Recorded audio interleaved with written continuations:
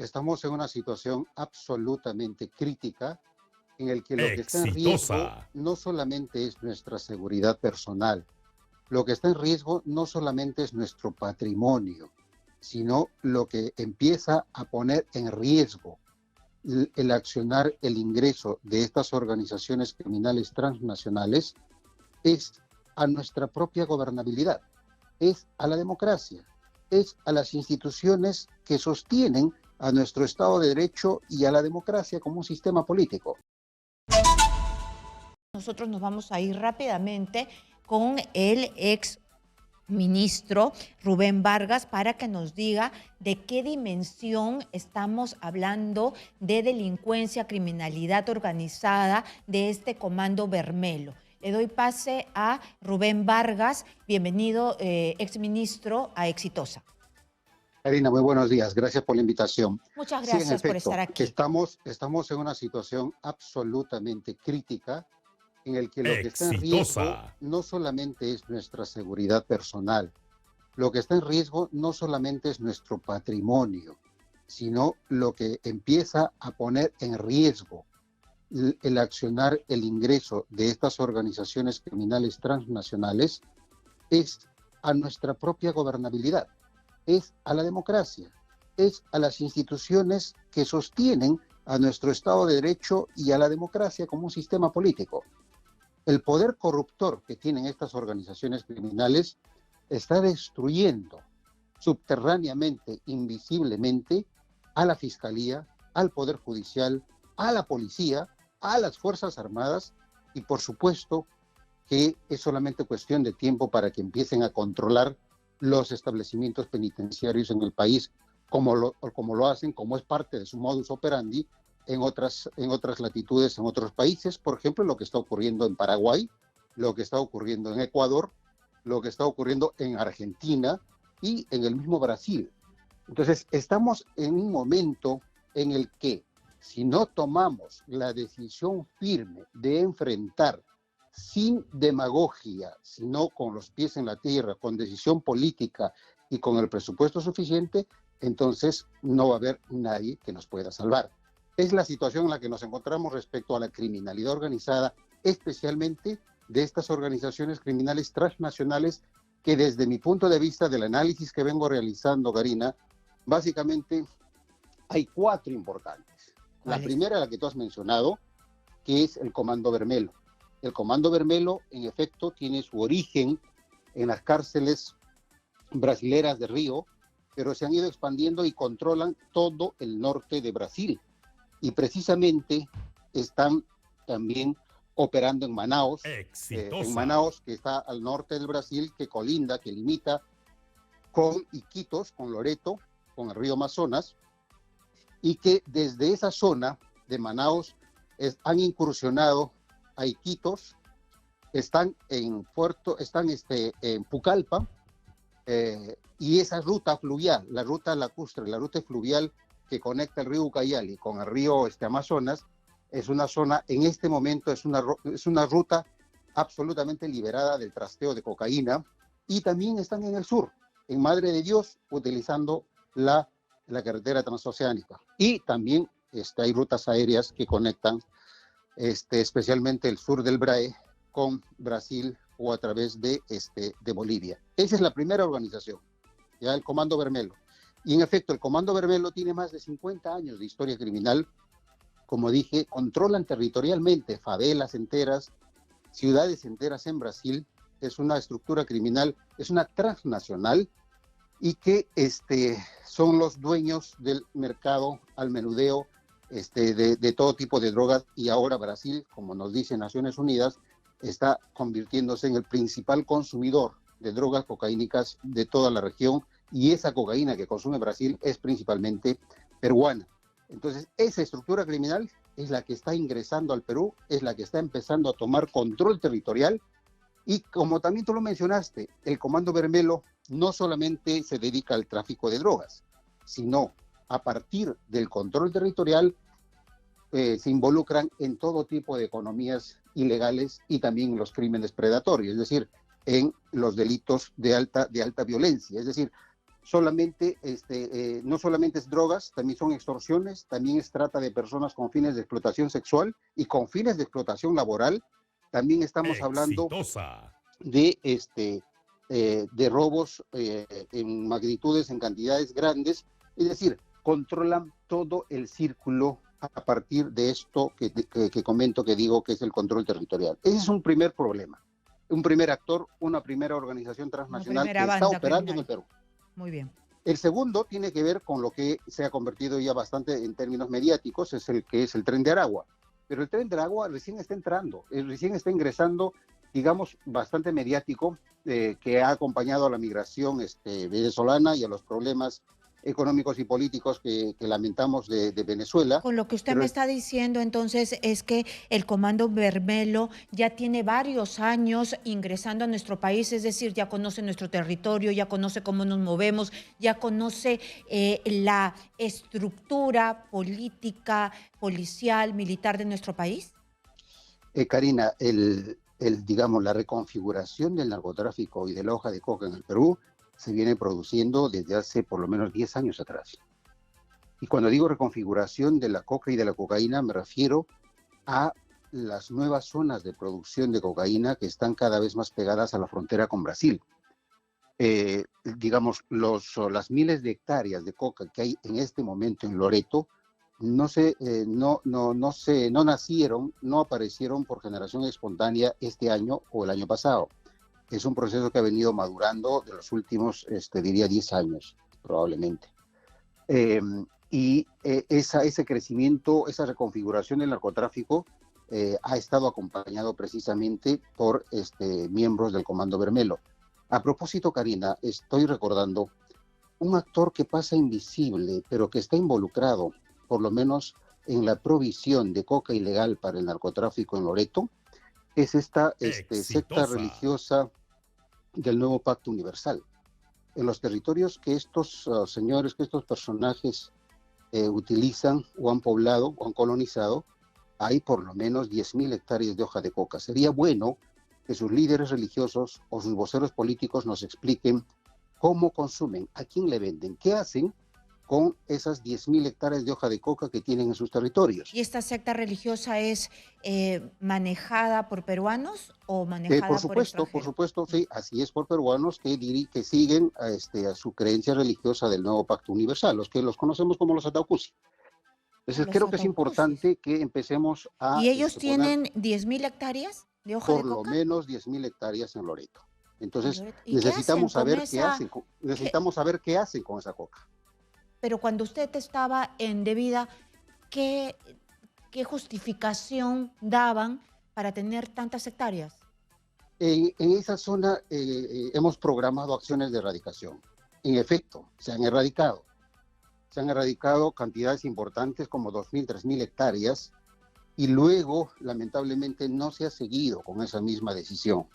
Es cierto también que es una operación bastante costosa por la zona y es cierto también que durante el 2020-21 se coincidió con la emergencia sanitaria del COVID-21 y eso paralizó todas las operaciones, inclusive de erradicación y de interdicción, y eso también ayudó a este crecimiento significativo de los cultivos. Pero ahora hay presupuesto, no hay restricciones sanitarias, no hay emergencia sanitaria, y no hay excusa para no volver a las acciones de erradicación que se habían realizado en la prepandemia. Bueno, lo que es cierto es que no tienen justificación para tener tantas hectáreas de hoja de coca. Exactamente, creo que es importante que nos expliquen, el país exige que esta secta, que esta organización religiosa, que a la vez tiene un brazo político, hay un partido político que ha tenido bancadas y representación nacional. En el Congreso. Exactamente, entonces creo que sería importante que expliquen al país qué es lo que hacen, cuál es el destino final de esas más de 10.000 hectáreas de hoja de coca que cultivan en los territorios que están siendo colonizados por ellos. Entonces, tenemos esta segunda organización, te decía, el Tren de Aragua, y hay también una tercera y cuarta organización que nace de Ecuador y otra de Colombia, y la de Colombia son los que tienen, por decir de alguna manera, el derecho de propiedad y luego lo han tercerizado, lo han vendido como franquicias, la famosa modalidad extorsiva del gota a gota. Entonces son ellos los que ahora están manejando las extorsiones en el Perú. Son ellos los que manejan la trata de personas con fines de explotación sexual. Son ellos los que están poniendo las reglas de juego en muchas regiones del país, especialmente los que corresponden a la franja costera. Y eso es lo que tenemos como crimen organizado.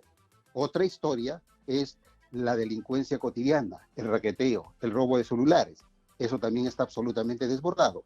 Y en conjunto, lo que tenemos es un panorama bastante difícil que lamentablemente desde el gobierno no hay una respuesta en términos estratégicos, no hay una respuesta que, que conozcamos como un plan, como una política, y que empecemos a pedir cuentas del cumplimiento de sus metas o de los ejes que están involucrados en esta estrategia. Ajá. ¿La policía del orden y seguridad podría brindar algún tipo de respuesta o no? No, no, no, no, no. Ujú. Estamos hablando de acuerdo a la propuesta, estamos hablando de una policía básica que se encargaría solamente Exitosa. de acciones de prevención a nivel de las comisarías y un trabajo probablemente coordinado con los municipios. Y lo que estamos hablando es de criminalidad organizada y no organizada. Y la policía del orden y seguridad, entiendo, de acuerdo a la propuesta, se encargarían de acciones de prevención, del patrullaje Muy bien, pero yo ya había callejero. saltado a esta pregunta porque usted me habló de las diferentes formas de delincuencia que hay, ¿no? Y había terminado en la delincuencia, ya el raqueteo, el robo, que también es algo que impacta muchísimo en la sensación de inseguridad que hay en la ciudadanía, ¿no? Porque cuando te jalan de manera violenta en la calle, te roban el celular y te matan por un celular, también es algo que afecta a la mayoría de peruanos. Entonces, esto va a ayudar, este proyecto de ley ayudaría, según su visión, a evitar o a bajar la incidencia, o no, porque no van a tener la preparación debida. Mira, sin duda de que tener una mayor presencia policial va a generar primero, probablemente, ojalá, la disminución de eso que tú llamas la percepción de inseguridad. Tener más policías en las calles genera esa sensación de que el vecino se sienta seguro. Y probablemente esa policía básica va a tener que trabajar en coordinación con los serenazgos de los municipios, y seguramente que tendrán ahí el apoyo con las unidades móviles y etcétera, para que esa presencia sea mayor. Sin embargo, lo que esta propuesta, este modelo de la policía del orden y seguridad que se ha planteado en el Congreso, en otros países, digamos, ha tenido alguna respuesta, algún balance positivo, por ejemplo en Colombia. Sin embargo, esta formación o esta propuesta de la policía del orden y seguridad, en el caso peruano, podría tener serias dificultades si es que previamente no se corrigen situaciones básicas, claves, como por ejemplo la precariedad absoluta en el que se encuentran los centros de formación de las escuelas para suboficiales. Hay 16 escuelas a nivel nacional. Eran 25, 26 escuelas, ahora son 16. Y esas 16, muchas de ellas operan en situaciones bastante precarias. No solamente en términos logísticos o de infraestructura, sino también por la presencia de instructores idóneos. Entonces, si no corregimos eso, obviamente que vamos a seguir complicando más el problema al entregar un uniforme y un arma de fuego letal a una policía que no ha recibido la instrucción suficiente. De acuerdo. Entonces, creo que es necesario hablar de este tema, del aumento del mayor número de policías o de la presencia policial, pero en el marco de una reforma policial. Y acá, si me permite, Karina, yo quiero señalar con absoluta claridad que el primer ministro Otárola nos ha mentido al país, porque cuando juramentó al cargo, mencionó que la decisión del gobierno era someter al Ministerio del Interior y a la policía a un proceso de reforma profunda. Utilizó ese adjetivo, utilizó esa frase, pero ahora simplemente eso se quedó en el olvido y no existe tal reforma profunda. Entonces creo que es lamentable que el vocero del gobierno, el primer ministro, haya mentido y tome y trate el tema de la inseguridad con tanta ligereza y con tanta demagogia. Eso complica más.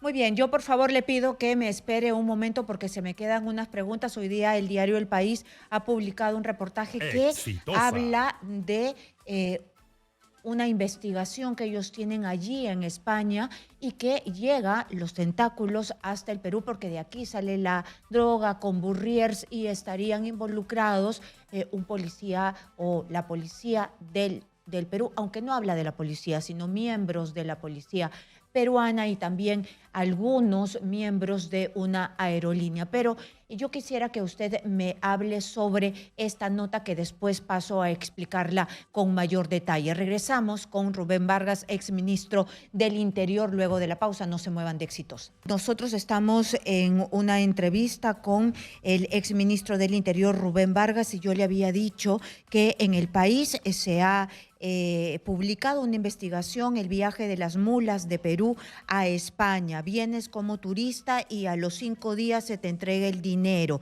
Una investigación judicial, estoy leyendo textualmente el texto publicado, a la que ha accedido el país, destapa cómo una organización capta y alecciona a mujeres para traer cocaína en avión con ayuda de personal del aeropuerto de Lima. Entonces es una escucha, ¿no? Escuchas que tienen los jueces en España y que dan cuenta de cómo una organización criminal hace que mujeres colombianas y peruanas lleguen como Burriers hasta España con la droga en el cuerpo. Dicen que cuentan con la ayuda de una aerolínea y también con, en el caso de la peruana, con la policía, con unos policías, ¿no? Porque no se puede hablar de la institución aún, aunque nosotros sabemos cómo se maneja, ¿no? Yo creo que la droga, la gran cantidad de droga, o usted nos explica, no sale pues por Burriers, ¿no?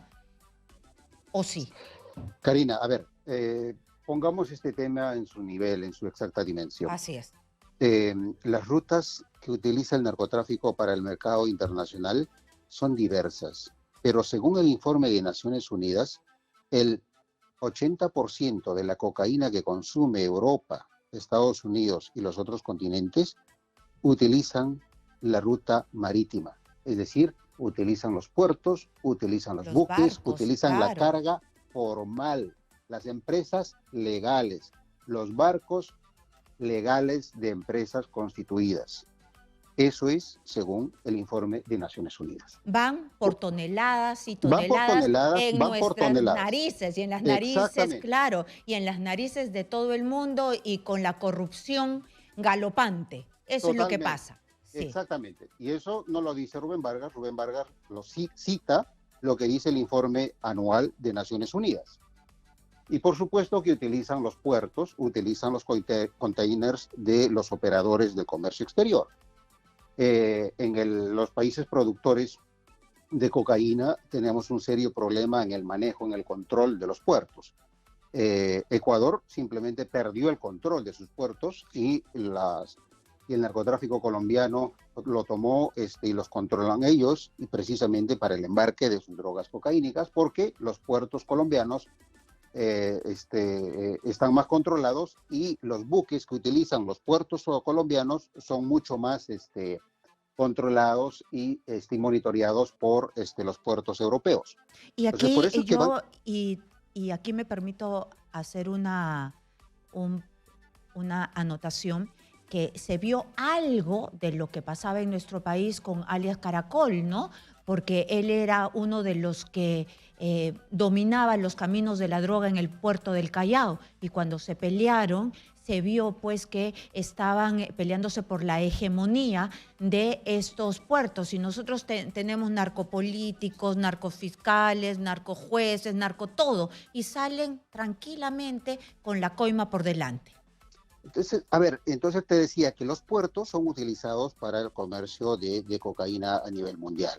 En el caso peruano hay básicamente dos puertos que son utilizados por el narcotráfico. El primero es el Callao y el segundo es del norte, el Paita.